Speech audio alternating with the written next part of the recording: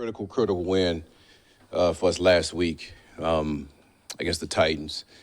I really love the way we start the game. And I'm talking about at the beginning of the game by getting the INT from now, the new superstar. And in the second half, how we came out and played. Not very happy, third and fourth series, because we gave up 2 touchdowns. And listen, I knew for a fact, I knew that Tennessee was going to come out and they were going to challenge us, just like every team now. And we got to expect that every week. But when you look at that third and fourth series after we gave up touchdowns, here's what happened, the sequence of what happens. INT, punt in the game, which was a critical 2-minute stop for our guys on the goal line. We come out second half, punt, fumble, punt, fumble, punt in the game. That's how you want to play defense. So that says a lot about how our guys understood that, listen, we didn't play well with those 2 touchdowns, but we came back and we fought our ass off, and they played not to give up anything else. So that was critical. But, man, you talking about an overall team win, the way our special teams came out and played. And listen, I could sit here and talk about Khalif all day about what he did, but I want to talk about the guys that really doesn't get mentioned, for the guys that really blocked for him and how they operated on special teams. Those guys need a lot of credit, and you guys should say something about that. And then the way our offense came out in the red zone to go 5 for 5 off the turnovers and scored. Man, that was the best team, one of the best team wins I've been around.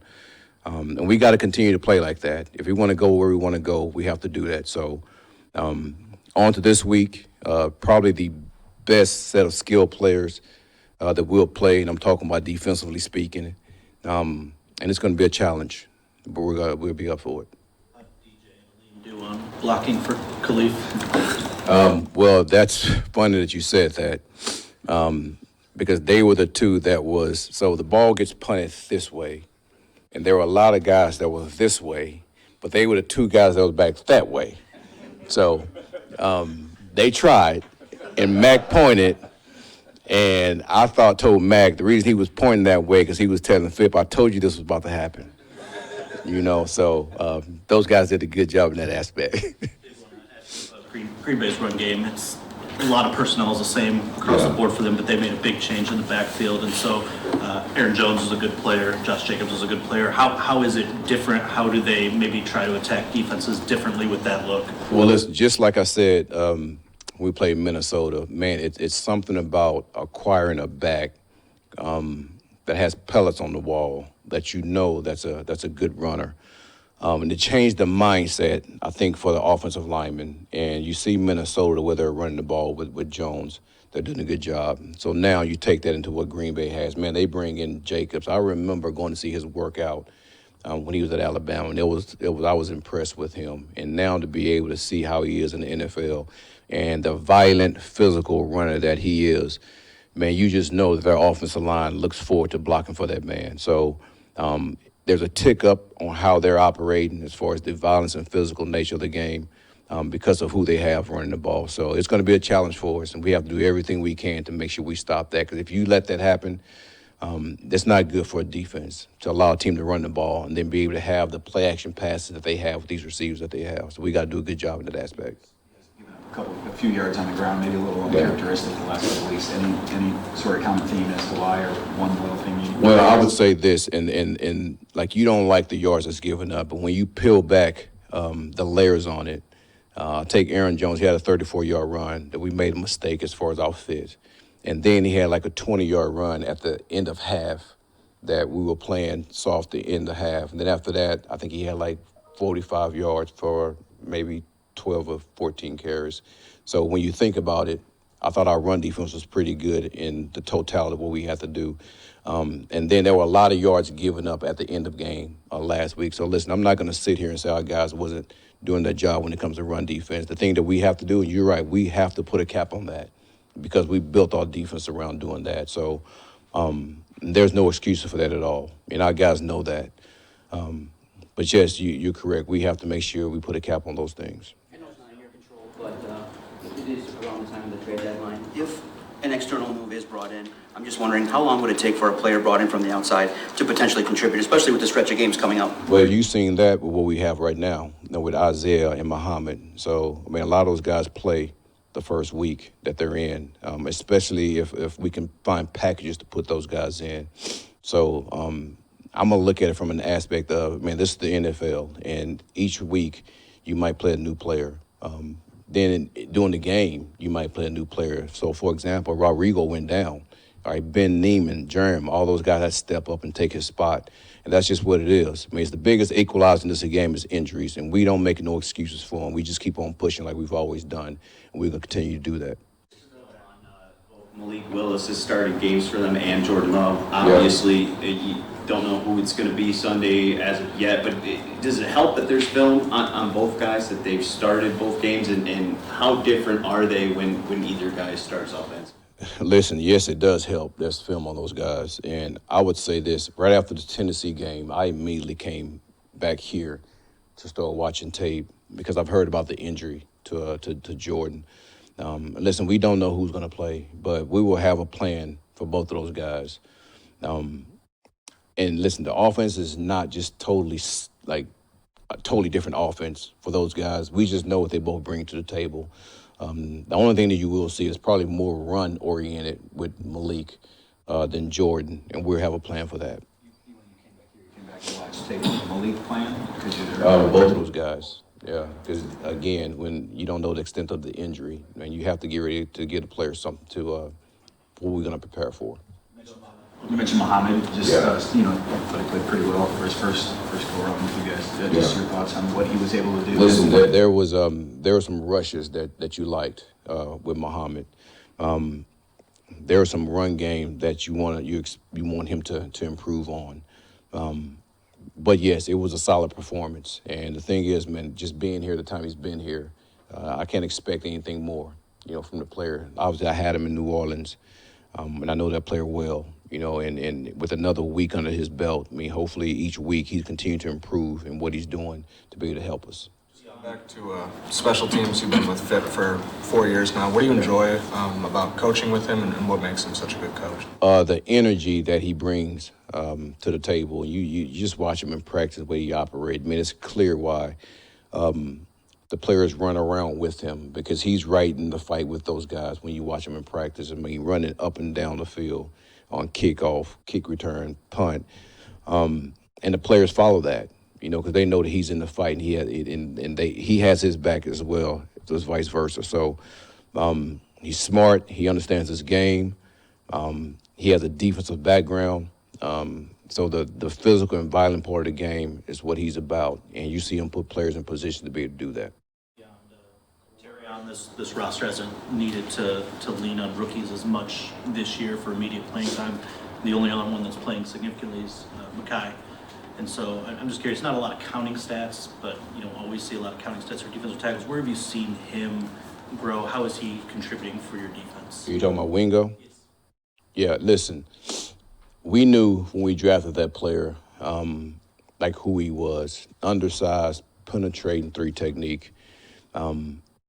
And we knew exactly what we was going to try to do with him. The thing that happened with him, once we started having these injuries, you have to move him around in different spots. But that's the good thing about Wingo, his versatility and his lower body strength to be able to handle like different these different opportunities that we're giving him to play different positions. Because he's been playing in for us. He's been playing inside. He's been playing a big end for us. So that was a pleasant surprise for us, honestly. I mean, we knew that he was a good player. We knew that he was strong. But to see him be able to hold up at the point of attack was good to see, so we can put him in those spots. So, listen, every year, if you just look at what we've done on defense, we've had a rookie that come in and played significant roles for us. And I think that's just across the league, But when you have good players, you try to get them on the field as much as you can. And Wingo's one of those guys who've been trying to get as much playing time as we can. Obviously, Jamal's been in the news. Yeah. These guys come from their different ages, the different backgrounds. How do you guys coach them up for off-the-field stuff? To me, that's a lot of personal relationships with those guys. And listen, even when I was a player and you guys, when you in your youth, I know you guys never did anything wrong. I could see that just by looking at you. But man, listen, we act like we don't, but we all can relate to some of those things. And just talking about the experiences that you've had, man, nowadays, man, there's so much that's going out with social media and things like that, that it's tough. And you just have to remind them that times are different. You know, when I grew up, when you guys grew up, and what he's going through now, that there's just no room for it. And what you're doing is you're not allowing yourself to capitalize on everything that you can capitalize on. Because listen, we all know J-Mo is he's a talent. He's a talent. And I want to be able to see him be able to capitalize on everything that he can because of the talent that he has and because of the person that he is. If you don't really know him, you should get to know him because he's a really, really good person. So to me, that's how I look at that. It's the relationship part of it that you speak to. And sometimes that's not even with the football part. It's more the relationship of what I've went through and how can I help him. All good? All right. Okay, how we doing? Green Bay? Do you have any kind of bonuses attached to your salary based on all these players? No. No. I mean, honestly, it just it really is like as soon as that game's over, you're on to the next one. I know that's not what you guys want to hear, but Green Bay is a really good football team, and we know this is a big challenge for us. So, yeah, it's really getting ready for them. In that game, I mean, when you Well, said I didn't do really anything, and that's why I say, like, is there anything that you could look at and be like, wow, guys, we really need to do better here? Was this just one of the most clean performances you've ever seen? yeah, I mean, it was definitely, obviously, those guys did an incredible job. I said in the locker room, I'm sure you guys saw that, which, whatever, I hate that. You know, it's a player's game, and the players make plays out there, and we're fortunate to have a bunch of really good players. And I said in there about our head coach, I mean, it's really important who the head coach is. And when you have a head coach who supports special teams and makes it important to those guys and puts an emphasis on it, it really makes my job a whole lot easier. And so those guys did an incredible job of making everything come to life. And ultimately, this game it's a lot about one-on-one matchups and guys making things happen and deciding going into the game, whatever that motivation is. Like for Khalif, you'd have to ask him. I don't know. Was it the fact that he played for those guys and they let him walk out of that building, that he wanted to go there and prove a point? Was it just, I don't know what flips and but when guys play with everything they got in their heart and soul, then those can be the results sometimes. I think for me, if you coach long enough, then every once in a while you see something like that happen. But Obviously, and I think we can kind of tell what it meant, but maybe you can put it into words just to get the game ball after that game. What did it do? Embarrassing. I really don't like it. I mean, I'm very appreciative of that. It's my least favorite part of the whole game is, honestly, is attention. I would rather just lay in the weeds and do my job. I said in there, I love being around the players. The players and the game of football really give me life. And I love what I do. I enjoy being around them. I enjoy helping them. It's my passion. Seeing them be successful is the most important thing in the world to me. And so really, for me, the game is about them. There was a time when I was a very young coach where I was excited about the game day environment and all that stuff, but that's really come and gone. So I'm grateful for the game ball.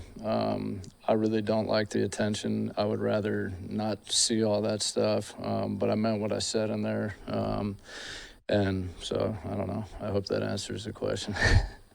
What can a game like that do to lift the entire unit? Not just seeing how high the bar can be raised, but showing what a profound impact it can have on the game itself. Yeah, I mean, obviously that's an example of if you go out and do those things, it can change the game real quick.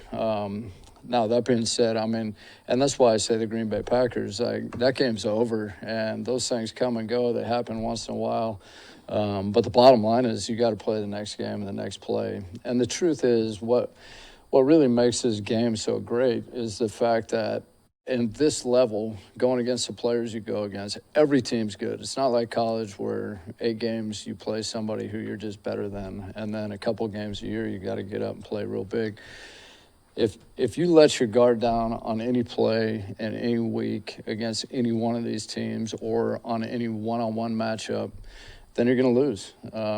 And that's what makes this game great is the challenge to stay motivated and hungry and play at your highest level. And what happens is naturally you get the praise and the attention. People say you're doing great and all that stuff. And so then naturally you end up, human instinct, you start to let your guard down and you start to think like this gets easier, and it should. And like the way I sometimes think of it is in a lot of our professional lives, the longer we work, the higher up we get, hopefully. And we think that with that comes like a little less work and our job should be easier in this business. And a lot of times it is that way in a lot of professional endeavors.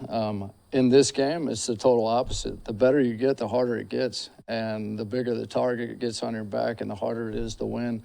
And so keeping guys level and understanding, like, man, it's going to take the exact same effort again, and nothing will be handed to you in this business, is really the trick. And so I shift back to Green Bay just saying, like, these guys are as good of a team we played. They're super talented. They're big. They're physical. They're tough. They got a bunch of great players rushing the punter. They got number 90. They got 55. They got 53. They play arguably one of their best wideouts back there at punt return. Number 11, we all know who 25 is. 25 and 80 are their kick returners. I mean, these guys across the board are really good. And so for us, we have got to go out there and expect their very, very best. We have to play our very, very best one more time. And the result's probably not going to be the same as it was a week ago. I mean, it's obviously few and far between. But what we got to do is go play winning football and help our team win the game. And that's really always the most important thing for us. Nixon, you guys played another really good kick returner in Dallas, Kevontae Turpin. I guess what are maybe some lessons learned from that game that you can apply to this one in terms of just how dangerous it is? Yeah, I mean, I think what's going on throughout the league is like a lot of people are learning about this kickoff return play as the season's gone along. And you can get hit real fast with something you didn't necessarily foresee coming, or for the kickoff team, there's a lot of constraints on how you line up on the field. So, for example, for us against Tennessee, we overloaded on our return team one side of the field. They kicked away from it. We ran the ball back to it, and we had a numbers advantage over there. And when you're a coach and you put them out on the field, you don't know what they're going to do. And all of a sudden they line up, and it's too late. And there's just so many different things going on out there that it makes the coverage unit, it's a challenge. They could throw something at you that you might not totally be ready for, and there's really no way to see it coming because everything's so new. So I think what's happening is there's people that are learning quite a bit from the play as the season goes on. The bottom line for us is, yeah, we did learn from it. We have some things in place that we feel better about that'll help us. And we'll go out there and find out how we do. But I feel like we have a good plan in place for it, and we're excited to cover them against this guy. Kicking and returning, how different is that play now compared to maybe week one? Like, what do you mean by that? People understand about it, maybe the complexity of it, the number of options that a team has in a situation. Yeah, I mean, it is a dynamic play. There's just a lot going on out there from the very start of it. Number one, the kickoff team, you have to have 2 outside the numbers, you have to have 2 between the numbers and the hash, and you have to have 2 inside the hashes. And you can't be any more than that. So really, the kick cover team has got to spread the whole field. But the return team, a lot less limitations. They can overload a side. They could overload the other side. You go into a situation in Green Bay where the wind says, hey, it's blowing right to left, so you're trying to kick with the wind probably, not into it, or maybe. And so now you're kicking over here to the left, but they put all the numbers to the right, you know. So there's some interesting dynamics that you have to be prepared for. But There's a lot to it. What if they bunch two guys up close on the return team? You know, you're running some kind of a twist scheme. Can you get the guy through? Can you not? Well, you had the call on before the play, and before you saw their alignment, you see their alignment, you do something different. So can we audible that stuff and put it in the players' hands out there on the field? There's a lot going on the play, a lot more than anybody sees. On police return when you see starters and leaders like Alex and throwing blocks on there. Yeah, I mean, it's awesome. Those guys have always taken a lot of pride in it. Obviously, their first job when they're on the field is make sure we prevent the fake, something like that. It's 4th and short in that situation, so we're making sure we don't give up some kind of run play or whatever, give the ball back to the offense. But those guys did, you know, a bunch of those guys end up picking up blocks, and, you know, really their punter kind of outkicked the gunners covering down the field. We didn't do a great job of holding them up on the outside, but Leaf got started, and then once you get the ball in his hands, and, you know, the faster the returner plays, the slower the coverage is going to play. And I think what you guys saw in that game was Khalif was playing really fast, and he's on the attack. It's kind of like I said to you guys a week ago. When you play on the attack in this game, good things happen to you. And so you're always trying to stay on the attack, no matter what the unit is.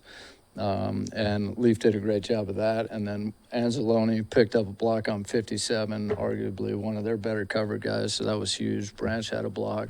Kirby ran. And we had a couple guys make good decisions. Houston came down there and didn't block a guy because he might have blocked him in the back, which was good to see. I always say sometimes the best plays are the ones you don't make, you know, but the decision not to block the guy or try to make it ends up being really one of the best plays out there. So anyways, it's great to see those guys compete. They know Leaf's going to compete with the ball in his hands. So it's good. Just Jack Fox, I mean, he's having a pretty remarkable season, like numbers-wise, and just watching the way he controls the field.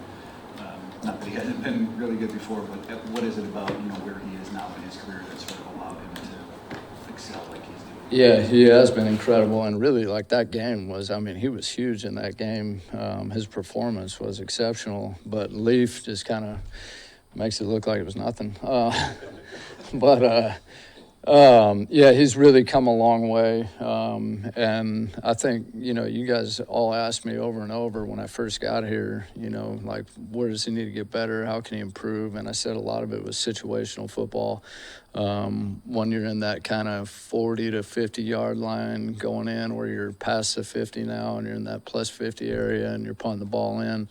So punting the ball in that area with hang time and directional control, being able to adjust based off the look that you're getting and being able to move the ball around based off that. And then the other thing is no one player can do anything by themselves. So it takes a team of guys, whether it's Leaf returning the punt, all the guys blocking for him, or Fox. The protection's been great. We got two great gunners that have been playing super hard on the outside, Dorsey and Vildor. Vildor really showed up big for us in the last game. And Dorsey gets the attention, and the other guy steps up, and that's really what great teams do. You can't just have one great player. You got to have a bunch of good players all around so they can share the load and take the load off each other. When one guy's load gets heavier, the other guy's means lighter, and then that guy really lights it up and performs well. And then the rest of those guys covering down the field have done a great job too. So it's really been good team play by that whole unit. How about those special teams? Huh? Did Fipp come in with a little more pep in his step this morning, or what? He's on the next. He's always like that, isn't he? He can't help himself. No, it's awesome, man. It was a unique game from that regard. Those guys played their tails off. Same with the defense, getting all those turnovers. And from our perspective, it was just trying to take care of our end, which was punching it in the red zone. So proud of our guys. We took care of business, and on to the next one now. Great matchup here at Lambeau. Couldn't ask for a better scenario here with them being a juggernaut that they are right now. They're playing really good football, particularly on defense. Name of the game for them is quarterback disruption. You can see it across the board. They get after them, pressure. They get a number of turnovers, and it's almost less. I don't want to take anything away from their DBs. It's almost less the DBs, and it's more the pressure in quarterbacks' faces. They're just throwing the ball up, and they're making plays down the field. So be a huge challenge here this week. You guys have been so good in the red zone since the Tampa game. I'm just wondering how much of that was, you know, more of a focus on it, adjustments, or do you look at that performance early in the season as an anomaly and not reflective of who you guys are? Yeah, I like to think we've been pretty good over the last 2.5 years down there, being able to punch it in. That game, I think we talked about it after it happened. That was kind of an asterisk when we looked at it as a staff. So I don't know that schematically we're doing much different, but we have a philosophy once we get it down there that we try to adhere to, and our guys did a heck of a job executing the plan last week.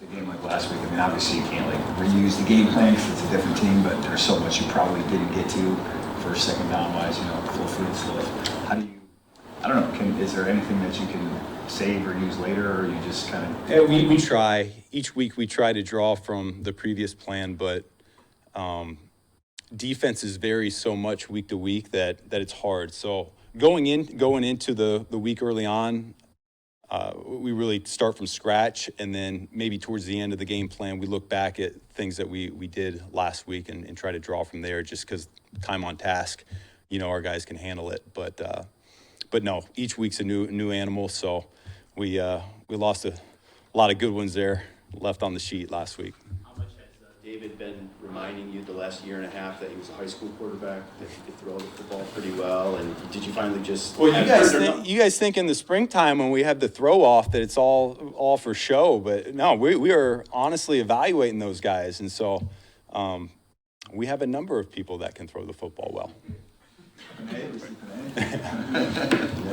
This isn't your first time playing a team that's really good at takeaways. I think the Vikings were leading the league in takeaways when you guys played them a couple weeks ago. How do you coach that up throughout the week? Like, what are the points of emphasis that you put on your guys to kind of prepare them for that? Yeah, it's funny because actually a guy from the Titans staff asked me at the end of the game, what are we doing to cut down on our turnovers? And each week, huge emphasis on ball security and securing the football after the catch. Ball carrier Scotty Montgomery's on those guys from the moment we get it to tucking it after the mesh to down the field, using our weapons. What should it look like? Punching the chin. It's constant harping on it as coaches. It gets old. It gets redundant. But at some point, these guys, I think they just hear it in the back of their minds when they're carrying the ball down the field. So, like I said, it's each and every week we just attack that portion of it. And then we have a quarterback right now that is playing very smart, sound football. He's taking care of the ball. You know, if it presents it to him down the field, he'll throw it. He's got no problem ripping a dagger or throwing a post down the field. But teams we keep seeing get all this depth, and he'll check it down. And so he's just being very smart and deliberate with how he's attacking coverages right now. So that's keeping the ball out of harm's way from an interception standpoint. It's on the field, like when the coach asks you something. No. It's like right here, right now. I keep a lot of stuff to the vest. You know what I mean, Justin? Like sometimes I say a lot, but it's all coach speak at the end of the day. You did bring up Jared's, decision making. It's obviously improved a great deal since he's been here in Detroit. We have seen him put the ball on the ground several times the last couple of weeks, and none of those have been coughed up. But what is the point of emphasis there for him in making sure to protect that? Because bad runs.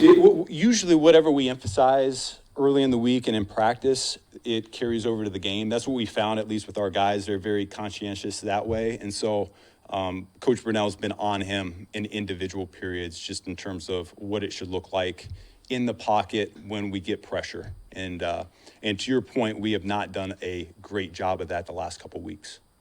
The overall pass protection, Taylor said the blocking wasn't as good as it could be, and Jared did take some hits early on in the game. Yeah, our sack numbers over the last, really stretch of 4 or 5 games have been higher than what we've grown to know over the last 2 years. So something we've talked about as a unit.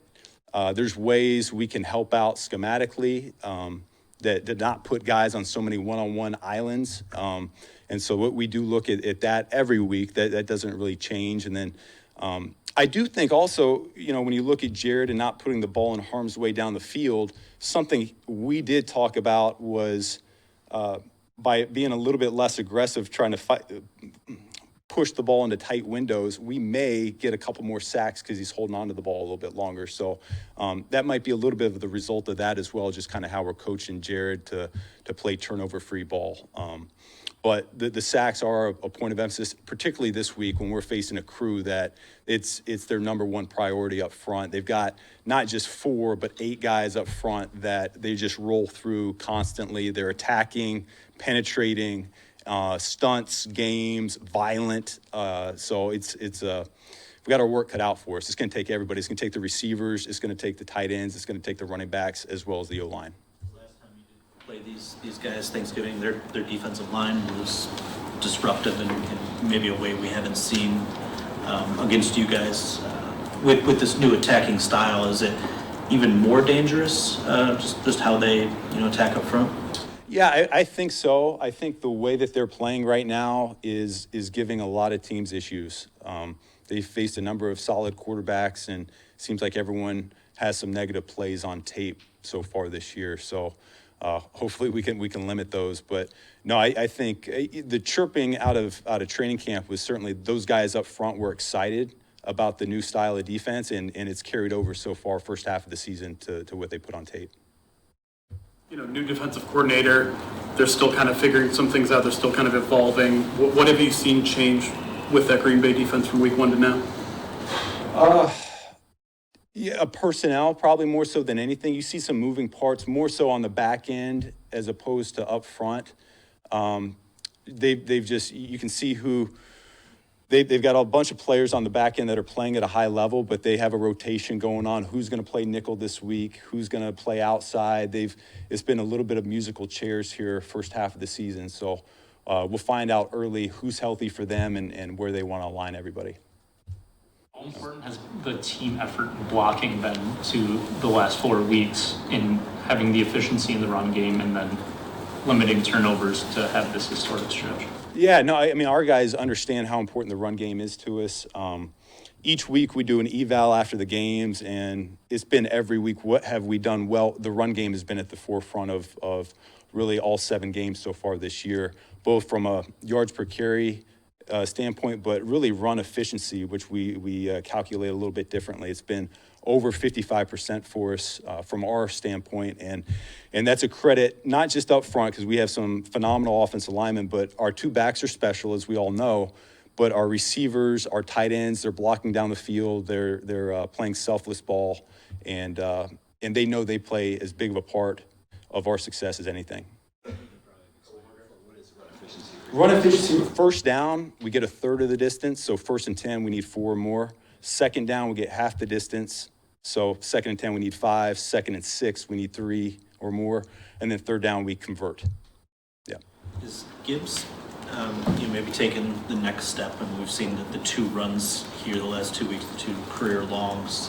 Is he taking a step in his vision, in his second level ability for you guys? He was close earlier in the season, knocking it out of the park. And he's gotten to the point now where he understands we're going to get him up to the safety a couple times each game, and it's up to him to make that guy miss. So last week, safety took a bad angle, and he just outran him.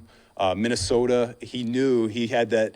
I think he was thinking all week, hey, if I get 24 in space, this is what I need to do to make him to break a tackle, and it came to light. It worked out exactly like he thought about, and so I think each week he's understanding, man, they're going to get me up on the safety, and it's my job to make them miss, and if I do, it's going to be a touchdown. So he's got that type of ability. Things ever feel easy? It looks so easy from us, the way you guys are scoring points and what you guys are doing out there. Like, I'm sure it's not, it's not that easy to say that, but, do you feel that you can do anything out there on the field? Yeah, I mean, we talk all the time that we are our biggest culprits. When we have a 3 and out, or it's a punt, or it's a turnover, it's usually something self-inflicted more often than what teams are doing against us. It's not very often that we're looking and we're going in at halftime saying the opponent's doing something differently than what we practiced or what we anticipated. It's been more, guys, we got to do a better job securing the football. We got to do a better job pass protection. We got to do a better job blocking the safeties on a couple run plays, things of that nature, more so than it is been opponent-wise. So I do think our guys feel that too. I think they understand that if we get the first down in each series, then chances are pretty high that we're going to end up with points for that drive. Were you aware at all that you were just shy of the franchise record of points a game in the game? And does it matter at all? I mean, do those marks matter? No, like the records don't matter. It's just the mentality when we step on the field until the head coach tells us to let off the gas, we're trying to score a touchdown every time. Like it doesn't matter. It doesn't matter if we're up by 5 scores, down by 5 scores. Like that's who we are, and that's what we believe in, and it's been that way since Coach Campbell got here. Yep. Thank you guys.